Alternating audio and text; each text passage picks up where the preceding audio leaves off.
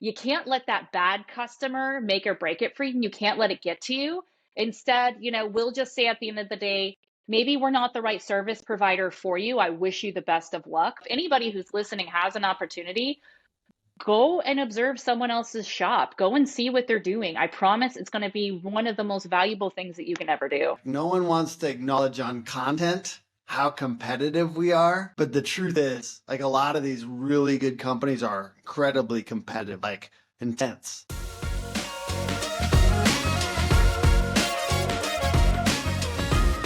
Hey, how's it going? It's Tim Brown, and this is the Plumbing and HVAC Hustle podcast. And here I am with Devynn, one of the people that made sure that I made this Plumbing and HVAC Hustle podcast, because she was saying, what about the plumbers? And I said, this is totally both. This is totally both. So thank you for that. And Devynn, what's your last name and the name of the company? Hey, Tim, thanks for the introduction. I'm Devynn Thompson, and the name of our company is Thompson Family Plumbing and Drain. So we're talking about a bunch of stuff today. We're going to talk about mental health and also why to get off your phone. And we're going to be talking about shop tours and a few other things. We're going to be talking about things that have helped you move to the next level. So if you don't mind just giving us like a 2-minute background on your company and what happened and what you guys are doing now. Yeah, so prior to joining the trades, I was a dental assistant, loved teeth, and then got into plumbing. So it's like two different two different businesses where your customer needs you, but they don't want you, right? Everybody needs to go to the dentist. They don't want to go to the dentist. Everybody needs to call a plumber, but they don't want to call a plumber. So I got like some really good experience working with people about the needs and not the wants. So my husband was a really great plumber. He's doing great working for ARS Rescue Rooter out of Riverside, California, a couple years ago. And he said, "Hey, let's start a business." I said, "I don't know about that. Living on the other side of fear, not really wanting to take that jump, but my husband's always pulled things off. And so I knew, all right, let's do it." So we opened our business in Hesperia, California, almost 11 years ago. And I love my job. It's challenging. But I wouldn't want to be in any other industry. The trades have been one of the most rewarding and best learning experiences of my life. I agree. And I think like it's very important that people respect the trades. Obviously, the people that are going to be watching this are part of the trades, but like that shift in culture that's happening now, and I believe over the next 10 years will happen, where we're recognizing the truth about the trades, that people are understanding that it's anchored. It's incredibly important. It's like it helps the community, and it could be very lucrative, right? So like Right. as that changes, it changes a perception. I think that it's unfortunate that like maybe 10, 20 years ago, and still some of that lingering stuff of like disrespect. Like, how Right. have you Right. dealt with some of that disrespect that sometimes comes up either in service calls or out? And like, I'm guessing sometimes you tell people and they're like, really? Yeah, I was really shocked going from dental to the home service industry. I wasn't really understanding, or I didn't realize how difficult it was to be a home service provider. I was shocked to see how disrespected the technicians were. People would talk down to them, they would belittle them, mock them, call them names. It was really crazy to me because, coming from a dental background, people were very appreciative because you're helping them get out of pain. That's a physical feeling that people can feel. Then going into the home service industry where you're still helping people with their lifestyle needs, they're just not feeling it physically. I was really surprised to see how they were treated once they got into the house, into the home. But I feel like you can't let that bad customer make or break it for you, and you can't let it get to you.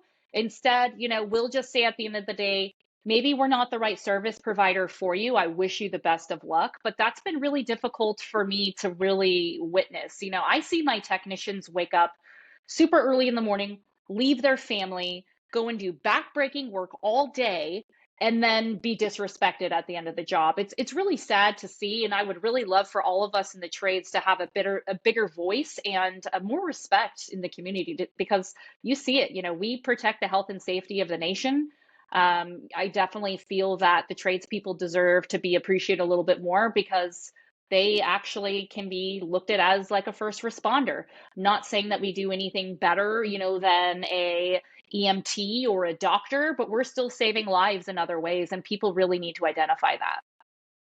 Yeah, it's just like you imagine the shit piling up in your house, one, and not having running water and how awful life would be and how terrible like it could affect your health. Like, and without this, that is the alternative ultimately, like without these things. Thank you so much for this beautiful Stanley Thank Cup I you. got in the mail. My mind was blown. Look how beautiful this is, powered by women by Hook Agency. So thank you so much to your team for sending this to me. It's next to my nightstand every night. Part of the thing is like we realize that like a lot of these companies have the engine of women kind of like a lot of times it's office staff to be real. Like there's also technicians and plumbers and stuff like that coming in, but it's like there's a little bit of need for respect there too, because frankly, I will be real. I personally benefit from a bunch of like half of our team is women and like half of our leadership team is women. So like I don't know. It's also me recognizing that I haven't fully always appreciated the fact that there's different strengths and there's an incredible like need for their humanity. Like there's like an element of like they understand people and how to like help and like how to do some things that I actually am terrible at. And terrible at, like as I've let them take a little bit more control in the business, it's actually Mm-hmm. made us so much better. And so that's kind of like a little bit of like why we're trying to do some appreciation there for people. I want to say that most female trade owners that I've had the privilege to meet and befriend, most of us don't really like the acknowledgement that we're a woman. Mm, We just want to be seen as being equal players because yeah, we're there doing the work just as yeah. much as these men are. So Hmm. to me, it's not like I don't like feminism. I don't Yeah. like that. I just want to be seen as like an equal Yeah. key player because I'm pulling Yeah. 72-hour weeks just like a lot of these other dudes. And so I deserve to have this much respect regardless. And and I want to say that's a consensus between all of us ladies. It's No, like, no. don't single me out. We're not going to go burn bras, but we just want to have a Yeah. seat at the table that we helped you build too, dude. Like, if you expect me to set the table, you better expect me to sit down and eat the damn meal. Let's see. Let's talk about shop tours. You guys have been able to grow faster because you're going out and shadowing these companies or looking at these companies more directly, right? It's not like just being on a podcast where you're just kind of like hearing some questions or even asking questions. It's like you're seeing what's going on in the office. How is there any improvements that you could point to that you're like, we took that from our shop tour? Yeah, absolutely. So back in December, I had the privilege to go and tour Quality Heating and Air with my girl Cassie and Oscar Pound. So one huge key takeaway I took from that was how their dispatchers were putting their calls into call buckets. Mhm. Got that visual, saw how we could easily just implement this. It wasn't like, hey, I need to go buy this pro product and start spending 2,200 more dollars a month. It was literally like, oh, this is just a workflow difference, and I can start doing this today. So that has been one of the most beautiful things. Is just that small example is how you go to these shops and you can just see one slight tweak that they're doing and you can take it back very affordably and really make no difference to your costs, but really improve your overall efficiencies and all, and take those things back to your team and they're super excited. So I have really loved that opportunity to go and just be a fly on the wall and then also see that everybody else has chaos. From all the shops that I've been able to go to, we see that everyone has this controlled chaos and no one's really talking about it because in the world of social media, we're talking about how our businesses are great and we're just like going to flex and show our Service Titan dashboard all day. Like, hey, dude, look at me. But you're not talking about the shit you went through to get to that number. And it's Yeah. not easy. There's a lot going on behind those numbers. And I've really enjoyed that opportunity to go and see what other people are doing because it Mhm. validates me and that it inspires and encourages me. So if anybody who's listening has an opportunity, go and observe someone else's shop. Go and see what they're doing. I promise it's going to be one of the most valuable things that you can ever do. Oh, yeah. Yeah, and it's like you're talking about seeing things that aren't on the shiny social media stuff. Mm-hmm. And I love seeing problems. Like, I also think problems are really good topics for podcasts too, because we're not just saying, hey, it's all sweet, but it's crazy because every single really good, because I do a lot of shop tours too, just like I do video stuff, but I'm always there and I don't like necessarily always show the like where we're on having this conversation. We're like, oh, damn, something's really fucked up right now. Like Right, we don't right. always like zoom in on that because I'm not trying to make them uncomfortable, but being there Hmm. in that moment and feeling that, like their competitive juices or like all the other things like that. Like we're not, I always find that an interesting one. Like, no one wants to acknowledge on content how competitive we are. But the truth is, like, a lot of these really good companies are incredibly competitive, like, intense. And so it's like, Crazy. okay, I get that these people on social media want to say we're not really competing or whatever, but they are. People are But we competing. are. Yeah, But we are. it's We're all fun. watching what the other person's Yeah, doing, and then we're comparing what we're doing versus yeah, them. And then we're like, oh, I got to get to this level. I got to get to this level. And then you go back to your management team, and they're like, we're still implementing the last thing that you told me to do. So you got to be careful on that stuff too. Don't burn yeah. out the team that's actually executing and implementing these things for you as well. Well, yeah. And I guess that's balanced right now with the, softness, let's call it, in the economy, where like people, like for instance, setting goals before you knew exactly what the year was going to be. Like maybe you set a goal for 6 months ago and then like now it's hitting and you're like, well, it's a little different now. So what is that like between expectation versus reality? How do you balance that? Like if you had big goals and then something's hitting with the economy or something like that, how do you kind of balance those expectations? That's tricky. And I'll be the first to admit that my husband and I have been those people who are like, we have this goal, but where's our strategy behind that? Hmm. We've had a couple of years in business where like we're just going to put this number on the board and just like hope and pray that God just gives it to us. But like that's not what happens. Every single year that we've been in business, we've learned more and more and more about the ins and the outs and how we need to change operations to actually make these things happen. So always keep that in mind. Just because we may be where we're at now. It took a while for us to get there.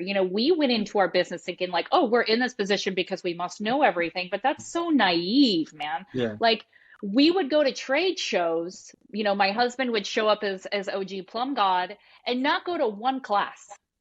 Yeah. This happened for probably like 3 years. And I can't tell you how much I wish I had those 3 years back because I was really missing out on my leadership and ownership development that I probably should have had then. And we didn't start realizing that we weren't scaling, or growing into the positions that we wanted to up until about 5 years in. And we realized, damn, this isn't just like us showing up and like putting on the shirt and just having the title. Like, you have to continue to develop yourself as a leader because if you're not developing yourself as a leader, your team is going to be extremely stagnant. And then you're going to have those moments of competition where you're going to hop on Facebook and you realize, I am not doing the things that I'm pretending that I'm doing on Instagram. I'm actually not doing it. So you have to do it. Yeah. There's a little bit of confusion here too with the whole like we're marketing our companies. So we're Yeah. presenting the best possible face to that. And we want to get business from social media. And then when we look, it's tough because there is chaos under the hood of every single company, even the high performing ones. But let's say a growth mode company that's like trying to go, can I ask what you guys are doing in revenue? You can tell me now. Yeah. So in Arizona, we're doing 3. In California, we're doing 4.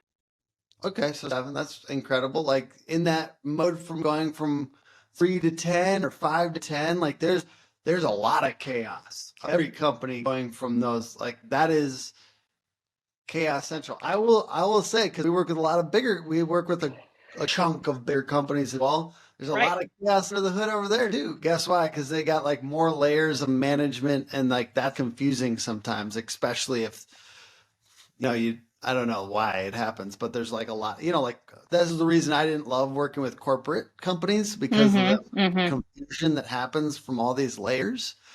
But like we have to market at the same time, right? And be authentic. Mm-hmm.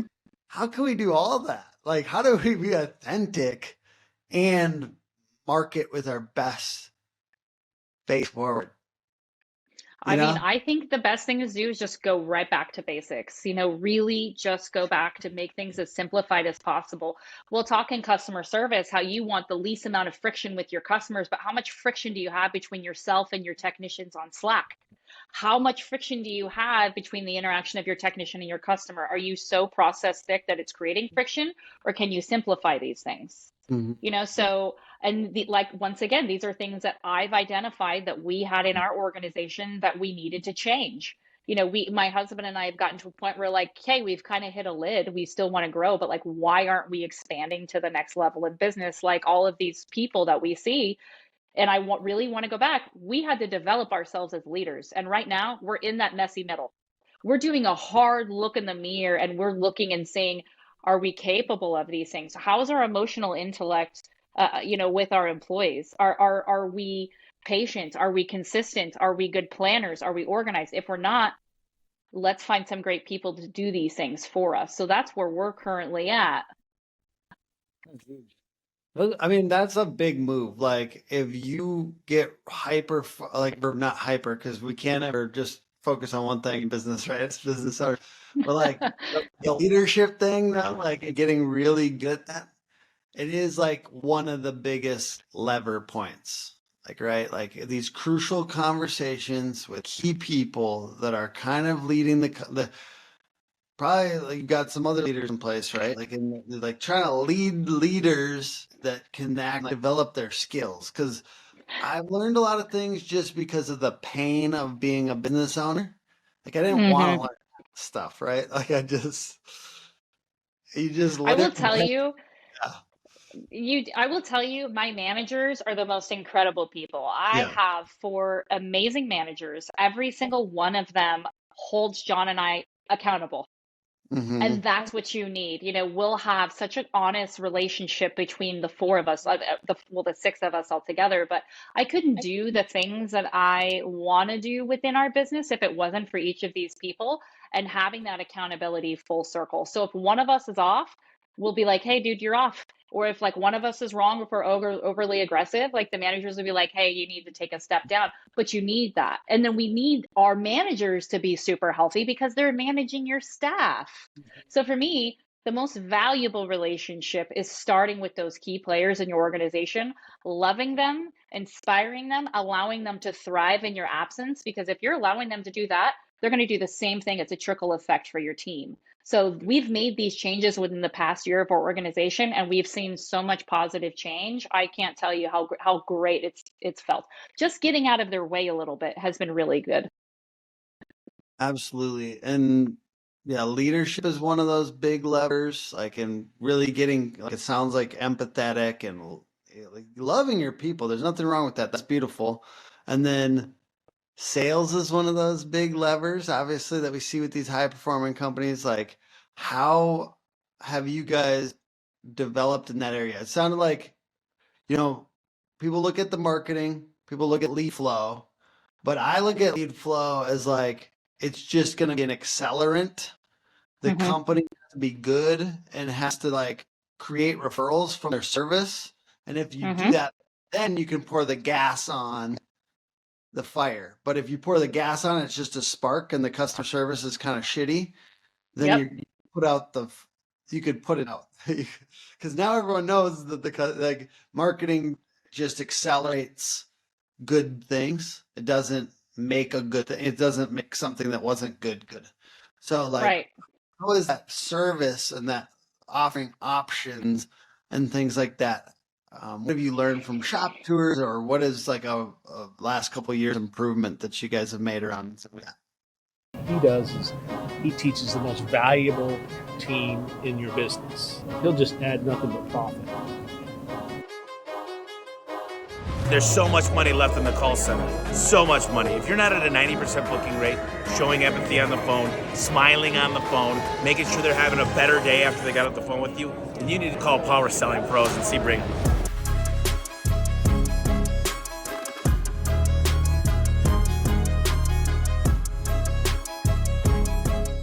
Well, I used to look at, the amount of money that we were spending for a campaign versus the ROI and immediately want to go back and like blame the marketer or how they set up the campaign instead of like really looking within our four walls. I see this a lot happening today. I see people talking about how call volume is down and how their marketing company, it's all their marketing company's fault, and they just literally want to jump and go to a new marketing company because the call volume's down. But what are you doing with your existing customers? And what did you do to retain that customer for the money that you just spent for them to call you? People aren't looking at that deep enough. So what I like to do is I'll run that campaign and be like, hey, I put X amount of dollars towards this campaign. I want to look at every single one of those calls and see how our CSR, presented themselves on the phone. Like I want to dive deep and to look for training objectives for our team, not look back and be like, I need to put more money here. I want to see what I can do to create a better consumer experience for the customers that we've already spent money on. Yeah. That is where you're really going to get strong in this economy, because the economic forecast for 2024 in an election year doesn't look good for a lot of us. So you need to look and see what you can do with what you have before you continue to spend. And I know, Tim, you probably don't like that because you're a marketing guy and you want new clients, you want all these things, but I'm also trying to back you. If people are coming to you and saying like, hey, you're not doing good enough of a job because I'm number two on Map Pack and not number one, like, well, dude, like we're trying our best, but let's also focus on what we're doing on the consumer side. What are you doing to make your customers feel all happy and good inside about that new toilet, right? Like, what are we doing there? Oh, absolutely. I think like, there's some old school businesses, some of them aren't that small.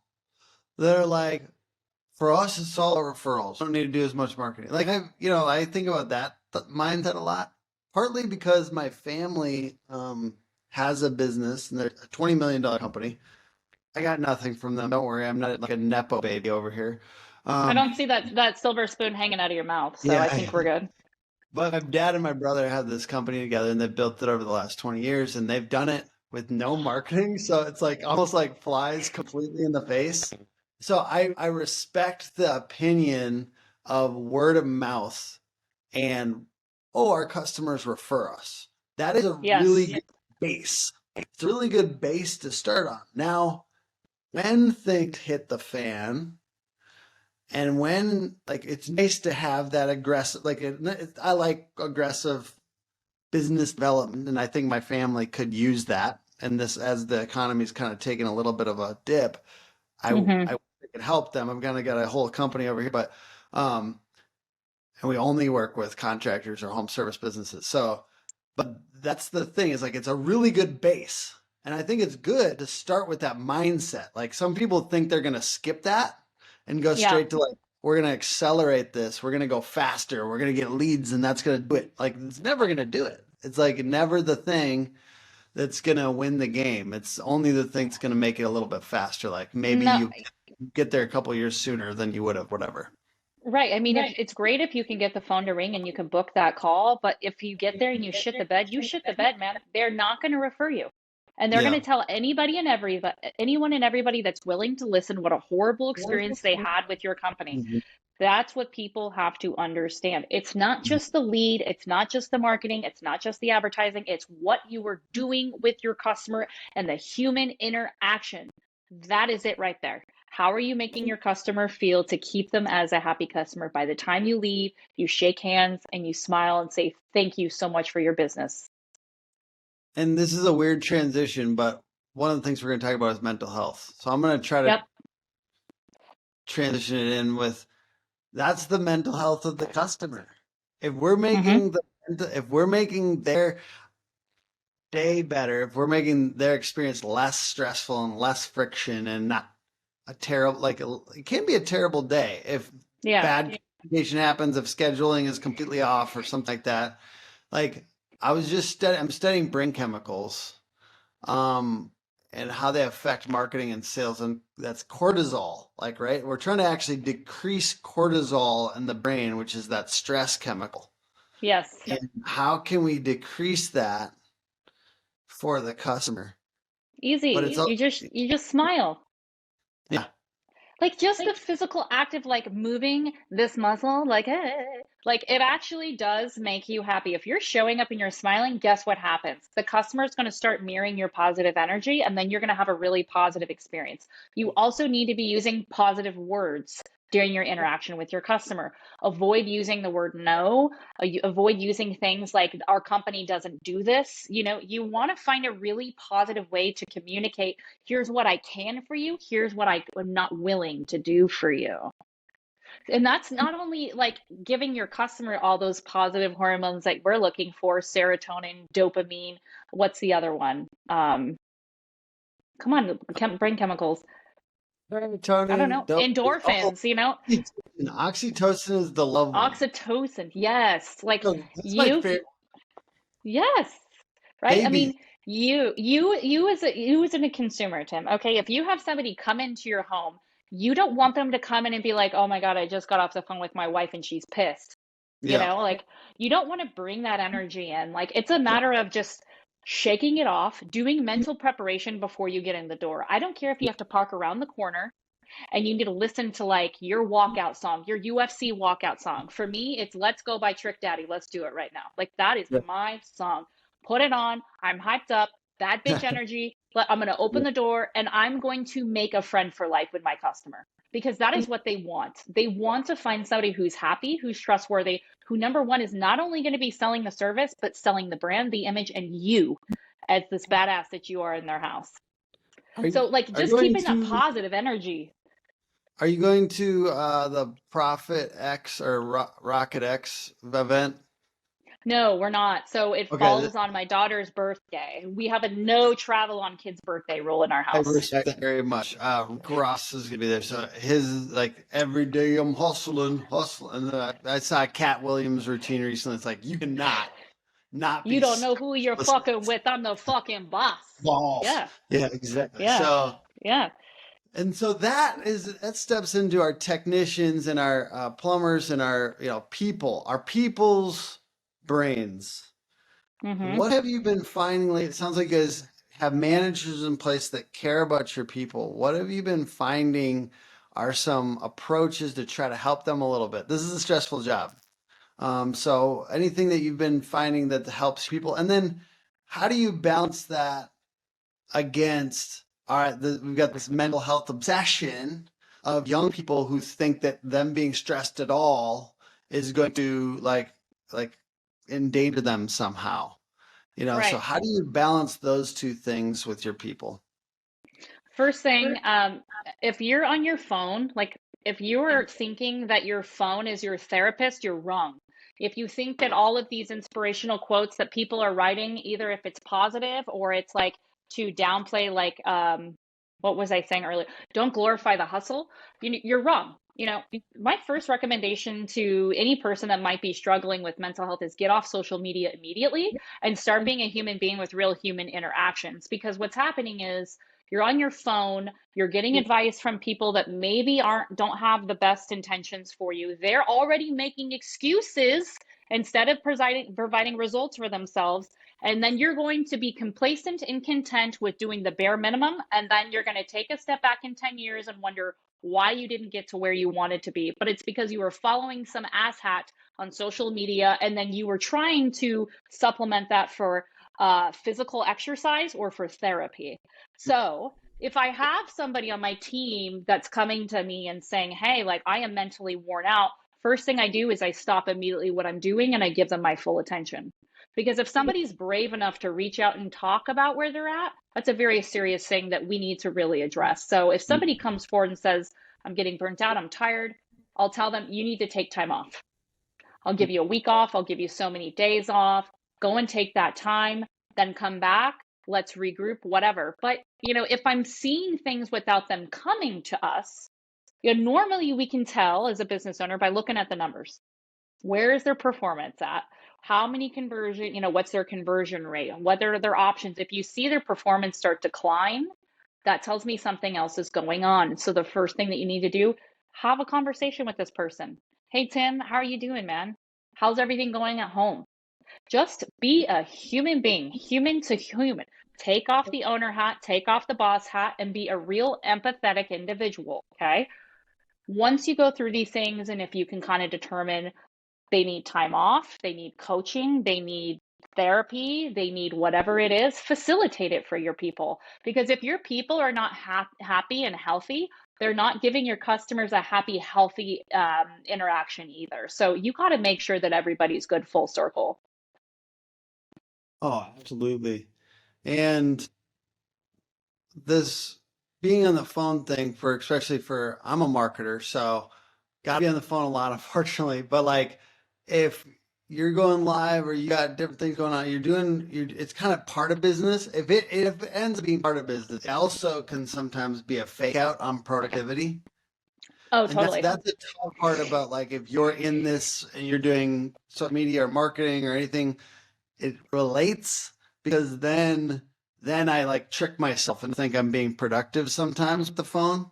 And I think that that's probably maybe not the direct like plumbers or HVAC techs or anything, but like people in admin and people doing marketing and people doing support stuff, because it really can confuse me about what's productivity or not, you know? And it is also, as an owner, for me, there are higher level tasks sometimes, and I distract myself with these lower level tasks. So that's a tough. I guess you deal with that a little bit too, personally. Yeah, I do. We're part of Nexstar, great organization. If anybody has an opportunity to become a Nexstar member, I highly recommend it, because they give you a lot of great insights, ideas, and they highlight a lot of things that you could be doing better in your business. But one thing I got from Nexstar, this is from Jack Tester, he's the past CEO of Nexstar, is you do the hardest thing first. And if you're continuously doing the easiest thing first, you're just cheating yourself. So I have Jack Tester in my head all the time. Just get it over with. Just do the hardest thing first, whether it be a conversation with a person, paperwork that's sitting in your email that you're like, I don't have time to do, 27 minutes of PDF filler and typing in all of this information because I don't want to look it up. Just get it done, move on. I promise you, you're going to feel 100 times better, because we'll all try to put things off because we're tired. But at the end of the day, if you get it done, you're going to have so much more self-satisfaction, and you're not going to feel like, I don't even know what I did today. I just clicked on my computer. I sent some Slack messages, like, you actually know that you're truly taking a bite off of that elephant one piece at a time. Totally. And I love this book about, I can't remember the exact book. If I remember, I'll tell you, but it's basically about, like, time management is really important. I'm trying to do a little bit of like workshops with my team about time management, because it's usually the ones where it's like you're not getting as much done, but you're logging more hours somehow. So like time management skills. And then also I'm trying to get we have an HR person now. She's people development is her technical role, but she's like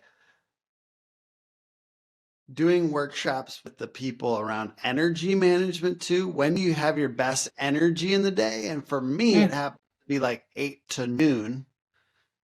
And I need to put the most critical tasks in that chunk. Cause like, once for me, it gets past like 2 p.m. or something, like I need to do more basic or repetitive tasks, because I literally start to get dull. Like I'm not going to do, like, I try not to put like critical conversations or podcasts or things where I have to bring my best energy past this certain point, because it just gets a little dull. And I ultimately, I was thinking, because I see that sometimes too, where it's like, I see that the time on the clock, but the productivity maybe doesn't match. You kind of just put this light bulb off in my head. Like, maybe we should research how to manage people with ADD or ADHD. I'm sure there's things out there, like, how do we manage these people? Because studies show that people with ADD can be super hyper productive, crazy hyper productive, to where they'll overwork themselves. But then you can also see days where they're not hitting it.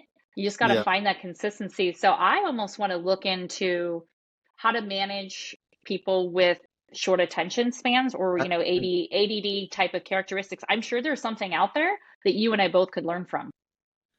absolutely. I certainly have some of that. So I try to Same. like, hey, what would I like? What would make me productive? Well, I love watching you guys' brand is so good. I'll throw it out Thank there. you. Thank you. I think one of my clients went and visited you guys recently. Was Nick Thielen at your guys' office tour or something like that? Or was that No. okay, he said he was like hoping to or something like that. But I'm seeing all the stuff you're doing on social. I think if people are not following Thompson Family Plumbing on Instagram and Facebook, you really should be. It's an exemplary, and you're also sharing on your personal, which Yep. people could learn from a lot.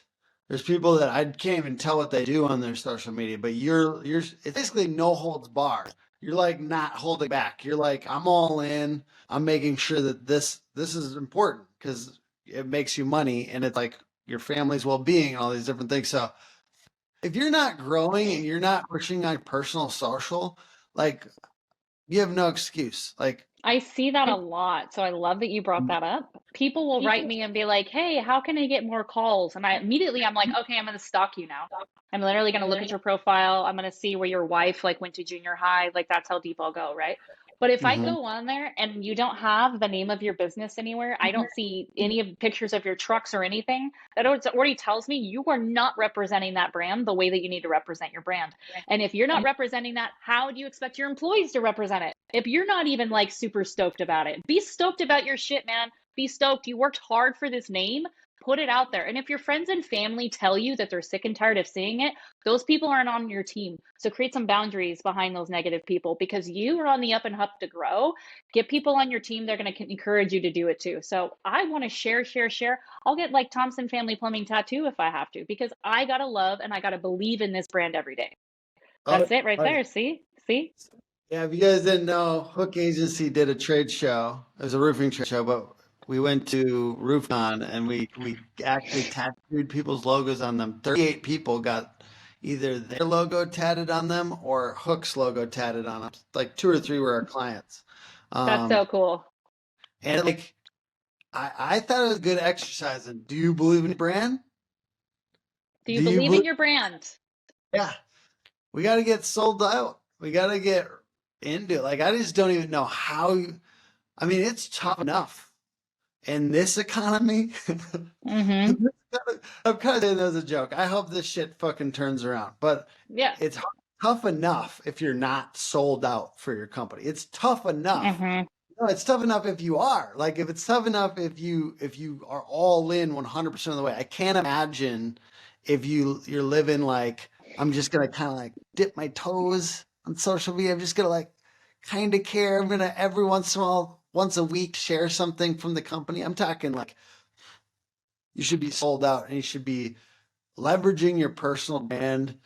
God, it's so much easier than using the company page. It's so like we get Mm-hmm. more traction on personal stuff. And this is across the board. Everybody I see that does this like gets so much more traction because people Mm-hmm. connect with human beings. They don't connect with a little logo, even though your guys is so good. It's so good, but they connect with human beings. That's what people need to recognize about social media. Like we'll put the same video on our TikTok and then my personal TikTok, and it will go. And it's a little bit of followers and stuff like that, but it will go 3 times as far just because it's a human head down there, and they're seeing a name. We get less hate because they're like it's a human. Which is like sometimes the company you go viral or you get a couple 100,000 views or something, and like, anyways, you get hate no matter what. But just that's part of it. You It's need to great. be like eating, breathing, living your brand every Yeah. single day. You have to be. And I agree, like people are buying into the relationship, they're buying into the person rather than sometimes, than the company itself. It's because we all want that connection. Human beings, we innately want some type of connection. Positive connection is ideal. And if you can give somebody a positive connection that relates to your business, keep optimizing that because it's working. Hey there, are you a home service business owner that's tired of your answering service just kicking the can down the road? Well, we can help. Pink Collars will assign a dedicated, supported, and trained individual to answer your phones, emails, texts, and even more. Give us a call at 888-325-7465, or better yet, check us out online, www.pinkcollars.com. I'm not gonna lie, sometimes we can wrap up shortly here, but sometimes like I'm okay with a little bit of negative on the front end. Like I think about like cortisol is the stress hormone. For some reason in marketing, it does work a little bit. Like I've accepted some cringe on our videos and stuff like that because for some reason they get a lot of views. Like if somebody hates me a little bit, I think I'm just getting, maybe this is just me processing, but I've been like, the more some influencer lady at a conference one time said, like, the more cringe you're willing to accept, the more views you'll get. And so, and like, it's like the snake out of the corner of the eye. You cannot but look at that snake. Oh God. Yeah. So like, I think on the front end of marketing and like the views economy, the attention economy, there is a little bit of like, you can accept a little bit more, like, don't be afraid to let people like be mad at you a little bit to get like, and maybe this is just me. The ultimate chemical is oxytocin. If we can get people to love our company, that's the best. Mm-hmm. And I'm just learning that accepting a little bit of cringe and cortisol in marketing for some reason kind of works. Well, you know, the taller the no, I mean it's healthy to get some negative feedback. You know, I have a saying a friend told me a couple years ago, I'll never forget it. It was kind of one of those feelings like, well, you know, why are people hating? Or we're just trying to do good. And the response from my friend was, well, you know, the taller the tree, the more wind you catch. That's And real. I'll keep catching wind all I can because I'm here to make a difference. I'm not here to live a mediocre life. I want to be an extraordinary type person, and the future is mine. And I'm not going to let anybody take that from me. Drop a mic Yep. has a section here called Money in the Phones. What's something that you found recently related to your call-in systems that would be useful for other home service businesses? So we recently launched Chirp. If you guys haven't heard of Chirp, it's doing amazing things for our business. What we did is we polled our existing clients, we entered in some campaigns, we are texting our customers in real time. We're able to book calls every single day. You know, a lot of people, sorry about that, I'll start over. You Um, can just keep going if you want. Okay, good. Well, I mean, that was my husband calling. We've seen incredible results with Chirp. You know, a lot of people will be like outbound, outbound, and outbound. If your phones aren't ringing in, you're dialing out, which I still agree to, but it's 2024. People don't like talking on the phone. So if you're doing that, your CSRs are just basically calling and doing voicemail drops all day. You know, if you're a client, start utilizing SMS as well. Check your state laws though. California is a little tricky. You have to have some disclaimers in there if you're going to be sending people messages, even for your existing clients. But I have seen huge, incredible results from using Chirp, actually, just sending people text messages. Yeah. And the other piece is hot takes and cold trends. So what's a opinion that you have that may be controversial, that you think is controversial in the industry? And then the other one is cold trends. What's something people are wasting time, money, energy, or effort on that they should stop doing? So, hot take. I think something that I'm super excited about is call by call coaching. A lot of people look at it as controversial because they look at it as being micromanaging your technicians. This isn't micromanagement. This is actually coaching your technician as if we were there as a virtual ride along, and you are making a difference at the time of the interaction. You know, we could go back, we could debrief after the call, but once you leave, you leave. So that window of opportunity is now shortened. So I'm really excited to start doing call by call coaching within Thompson Family Plumbing. And second part of that question was what, Tim? Cold trends. What's something people are wasting time, money, energy, or effort on that they should stop doing? Bitching about your marketing company, and that has nothing to do with Tim.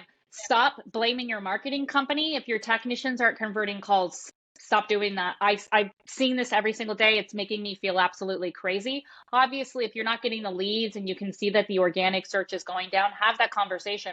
But if you're not going down, and if Google's not spending your LSAs, you need to really take advantage of the customers that are calling you. What are you doing to make a difference for the people that you are serving today? Stop blaming everybody else. Look right back within your own home. What can people do to check you guys out? They can find us on Instagram. My handle is Devynn.Thompson, and it's Devynn. You can find my husband on Instagram. He is the OG Plum God. You can find our company on all platforms, Thompson Family Plumbing. We like doing reels. We're on TikTok, YouTube, the whole thing. It's all about showing up to work and having fun with the people that you're with every single day. That's what we're all about at Thompson Family Plumbing. Check their socials out for an example of people doing it right. Follow them. Take inspiration from them. Have fun like them. They're doing cool shit. Thank you guys all for watching and listening. The podcast is put on by hookagency.com, Hook Agency all over social. And have a great day. Bye.